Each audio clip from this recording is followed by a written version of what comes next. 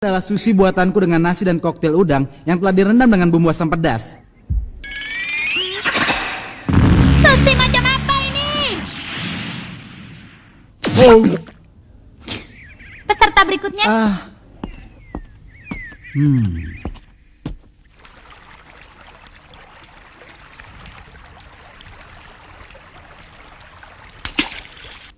Bagaimana ini? Belum ada satupun sushi yang bisa kucicipi. Apa kalian ingin membuatku mati kelaparan? Dasar semuanya peserta-peserta bodoh. Padahal aku sudah memberi banyak petunjuk lain. Karena aku tidak tahu bentuknya sama sekali, maka yang bisa kulakukan sekarang adalah menyimpulkan dari semua data yang ku ketahui. Kalian boleh membuat berapa banyak pun. Bentuknya sangat penting. Kalau disimpulkan dari semua yang sudah dikatakan olehnya, maka sushi kepal itu bentuknya mungkin seperti kroket atau hamburger yang dibentuk dengan tangan. Dan biasanya dihidangkan dengan jumlah lebih dari satu. Lalu dilihat dari alat makan yang dipegang olehnya dan piring kecil berisi bumbu yang ada di depannya, maka sushi itu akan dicelupkan di cairan bumbu itu lalu dimakan. Itu berarti ukurannya kira-kira sebesar telur atau lebih kecil. Aku tahu. Ini dia. Juga sama dengan peserta yang pertama tadi. Kenapa kau begitu terpukul? Menyebalkan. Mereka semua sama saja. Bukan cuma ketelitian dan kecermatan yang kurang, tapi selera juga tidak punya. Akhirnya tiba giliranku. Bagaimana? Ini sushi bukan? Akhirnya muncul juga makanan yang kuinginkan. Coba ku makan. Tidak bisa. Rasanya tidak enak. Ulangi lagi. Apa katamu? Bukankah yang disebut dengan sushi kepal itu adalah nasi seukuran 1 kali suap yang dikepal dengan bentuk agak memanjang dan di atasnya diberi wasabi dan potongan ikan segar? Itu masakan yang mudah. Siapapun yang membuatnya pasti rasanya tidak berbeda. Begitu ya. Aku baru tahu. Celaka. Masakan yang mudah, siapapun yang membuat, rasanya tidak akan berbeda. Yang benar saja. Apa kau tahu? Untuk bisa mengepal sushi sampai benar-benar ahli dibutuhkan latihan lebih dari 10 tahun. Orang amatir sepertimu biarpun sudah membuat dengan bentuk yang mirip, tapi rasanya sangat berbeda seperti langit dan bumi. Dasar bodoh. Ya kalau begitu jangan jadikan sushi sebagai bahan ujian. Diam. Masih mau protes ya? Akan kubunuh kau. Berani-beraninya bicara seperti itu. Akhirnya kebiasaan buruk Menci muncul juga. Kalau dia sudah marah seperti itu, pasti semakin susah untuk memenuhi seleranya. Di dunia ini hanya ada beberapa orang koki saja yang bisa memuaskan selera Menci. Lihat saja. Untuk memasak dibutuhkan perasaan ya. Setelah marah-marah, perutku jadi semakin lapar saja. Peserta berikutnya, bawa masakannya. Ini benar. Ini masakanku. Coba dicicipi. Ya, pasti enak. Belum tahu masakan aku kan. Gara-gara dia semua peserta jadi tahu cara memasaknya. Kalau begini terpaksa aku harus menilai dari segi rasa saja. Coba aku makan.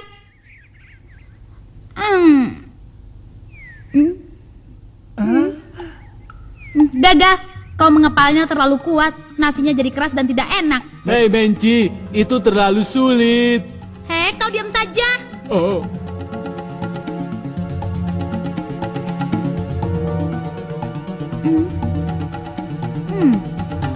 Cara memotong ikannya sangat salah. Bentuk kepalanya salah. Sekali lagi. Mengepalnya terlalu lama. Panas tangan jadi menempel di ikan. Ini juga gagal. Ini juga harus diulang. Gagal.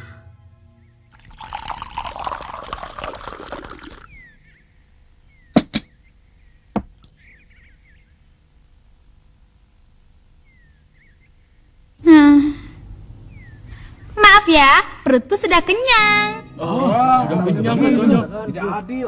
Lalu bagaimana jadinya ya? Karena itu, seperti yang sudah kukatakan, berarti tidak ada peserta yang lulus. Tahun depan datang lagi ya. Mana mungkin bisa begitu? Yang benar saja. Aku tidak bisa menerima keputusan wanita ini.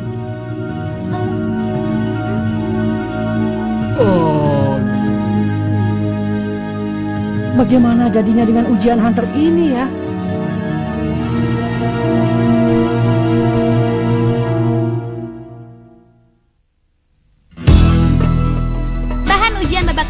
adalah masakan. Masakan?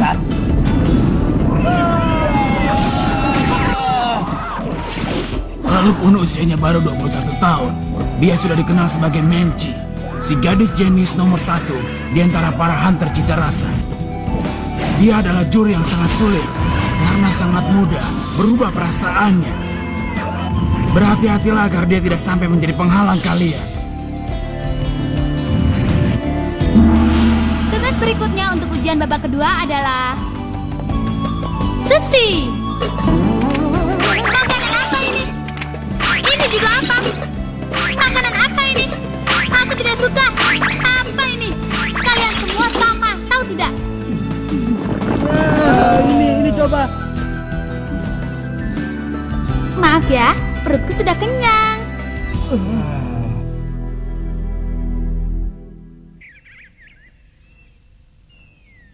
Yang benar saja, masa semua peserta tidak ada yang lulus? Bodoh sekali. Tidak mungkin, kenapa ujiannya berakhir seperti ini? Sudah aku bilang, biar saja begitu. Tinggal dilaporkan saja pada anggota dewan juri. Tidak mau, hasil sudah Kalau ditetapkan. sudah mengenai Aku makanan, tidak mau mengulangi Menci lagi. benar-benar jadi keras kepala. Bu Hara, kamu jangan ikut-ikut ya. Ini bohong kan? Yang ditugasi untuk menguji kalian adalah aku. Ada yang keberatan? Yang benar saja. Iya benar, kenapa kita harus gagal hanya karena ujian masak seperti ini? Itu tidak adil. Aku tidak terima dengan keputusan ini. Wah, sepertinya ini akan menjadi masalah. Dengar ya, pokoknya keputusanku tidak akan berubah. Di tugas memasak ujian babak kedua ini tidak ada peserta yang lulus. Tunggu, dia cuma bercanda, jangan dianggap serius. Hei, apa yang kau lakukan? Kembalikan. Tapi aku harus ikut ujian hunter karena aku ingin bertemu dengan ayahku. Itu tidak adil. Sayang sekali kalau begitu. Tapi yang berhak untuk menentukan hasil ujian adalah aku, si penguji. Kau mengerti? Aku tanya, kau mengerti? Kalau begitu Kak Menci tinggal bilang diadakan ujian sekali lagi. Begitu saja, itu kan mudah. Kalau kau bilang tidak, ya tidak. Ujian tahun ini sudah berakhir. Sudah, kalian pulang semua.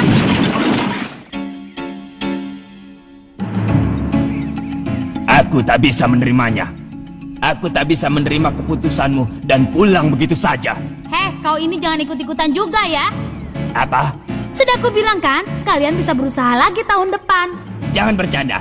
Tujuanku bukanlah untuk menjadi koki atau juru masak, tapi jadi hunter. Bukan hanya itu. Aku ingin bisa menjadi seorang blacklist hunter. Aku tak bisa menerima keputusan hunter cita rasa rendahan. Hunter cita rasa rendahan? Iya benar. Kerjanya hanya makan makanan yang enak, tapi dia mau disebut sebagai hunter. Kalau tidak salah dia... Peserta nomor 255, Todo, si pegulat. Aku tak bisa mengakuimu sebagai seorang hunter. Sebagai seorang juri, tak bisa ku terima. Peserta yang lain pun pasti tak akan menerima. Tunggu Bu Hara, jangan lakukan hal yang tidak perlu. Kalau aku yang menangani, dia masih bisa selamat hanya dengan 2 atau 3 tulang yang patah. Tapi kalau Menci yang menangani, dia bisa jadi masakan. Masakan? Aku ingin sekali melihat dia jadi masakan. Aku malas berurusan dengan amatiran. Baiklah, peserta nomor 255. Akan kubuat kau mengerti apa itu hunter cita rasa yang sebenarnya. Dan peserta yang lain, saksikan baik-baik sebagai oleh-oleh kalian. Tunggu sekitar 1 jam lagi ya. 1 jam?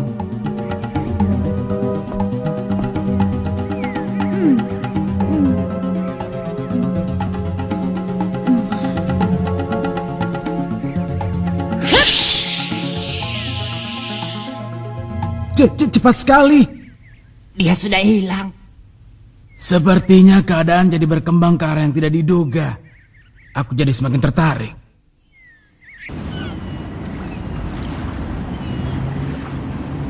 Bagaimana ini? Sepertinya dia telah mematikan handphonenya, Pak. Dia memang keras kepala. Keputusannya tak akan berubah kecuali karena satu alasan yang kuat. Tapi keputusannya tadi itu terlalu sepihak. Bukankah tujuan mata ujian memasak yang sebenarnya adalah untuk menguji kemampuan pengamatan dan juga kecermatan peserta? Disebut begitu pun, sekarang sudah tidak ada gunanya. Orang yang menjadi hunter itu kebanyakan adalah orang keras kepala atau berkepribadian aneh. Justru karena jurinya adalah orang yang seperti itu, sehingga ujian menjadi lebih sulit. Sebenarnya, saat muda dulu aku juga pernah menjadi penguji yang tidak mematuhi ketetapan dari asosiasi. Hanya saja dalam masalah ini, sepertinya Menci sendiri memiliki sedikit masalah.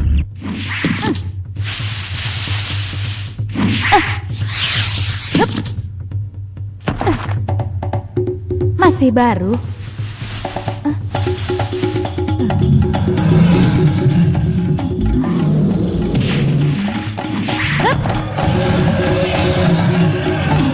Habis kau. Hei, sebentar lagi waktu 1 jam akan berakhir kan? Maaf menunggu. Hah? Tadi kau bilang kau akan membawakan oleh-oleh, tapi dengan tangan kosong. Di mana kau taruh matamu? Lihat ini. Apa itu? Itu lumut, tapi berbeda dengan yang biasanya. Oh bocah, kau tahu banyak ya? Lumut? Itu... Ini bukan lumut biasa. Kalau lumut ini dicincang kecil-kecil lalu ditaburkan di atas nasi, rasanya sangat lezat. Nah, sekarang cicipi ini. Ayo. Mana mau aku makan lumut? Enak saja menyuruh orang makan lumut. Apa maumu? Kalau begitu biar aku yang makan ya. Mari makan semuanya. Jangan, Gon. Bagaimana kalau perutmu nanti sakit? Gon pasti bisa tahu mana yang bisa membuatnya sakit atau tidak. Pasti tidak enak kan? Sudah muntahkan saja, Gon. Jadi enak ya? Bagaimana ya? Yang mana? Ayo cepat tentukan. Enak atau tidak? Tapi aku baru pertama kali makan yang seperti ini. Aku hanya bisa bilang kalau ini adalah rasa yang aneh. Wajar kalau bocah sepertimu tidak mengerti. Itu adalah lumut yang tumbuh di tanduk beruang bertanduk yang sangat langka. Dan beruang bertanduk itu hanya hidup di tengah gunung di kedalaman rawa-rawa Numeru.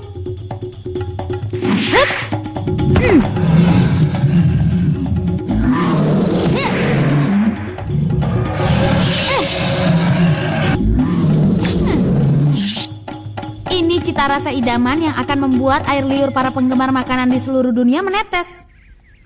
Dia hebat. Pantas dijuluki sebagai hunter cita rasa nomor 1. Tunggu dulu. Setengah dari peserta telah gugur di rawa-rawa itu. Tapi dia bisa masuk ke dalamnya cuma mengambil lumut. Juga tanpa terluka sedikit pun.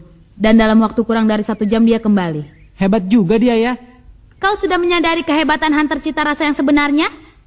Kalau tidak makan lebih banyak lagi, aku tidak tahu rasanya. Jangan makan lagi dengan seenaknya. Apa kau tidak tahu betapa berharganya lumut ini? Aku tidak peduli apa itu yang kau sebut dengan rasa unik atau apapun. Tapi bagiku hunter cita rasa itu tak lebih dari orang yang hanya bisa bersenang-senang dan makan dengan mengatasnamakan hunter. Sepertinya kau benar-benar orang yang bodoh ya. Apa katamu? Kami juga tidak terima bila kami semua gugur gara-gara semua ini. Akan kupatahkan lehermu dan kubawa ke hadapan panitia agar mereka tahu kalau hunter cita rasa itu tidak pantas. Silahkan, lakukan sesukamu. Tunggu. Awas kau!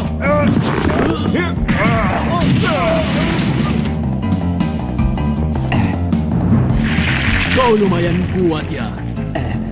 Kalau begitu, sekarang aku pun tak akan segan-segan. Bu Hara, tidak perlu meladeni dia. Ini menarik.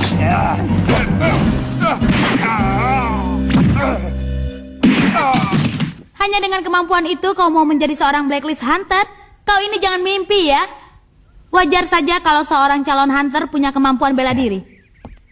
Tidak peduli apakah dia akan menjadi hunter atau apapun.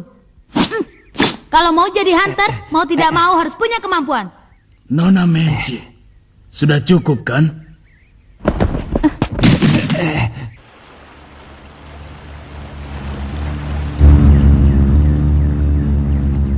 Kelihatannya sudah tidak ada lagi peserta yang meragukan kemampuan Nona Menci sebagai penguji. Tapi ada yang ingin saya katakan. Mungkin saja tidak berhak mengatakannya, tapi... Kalau begitu kau diam saja. Apapun kata orang, Aku tidak akan mengubah keputusan ujian.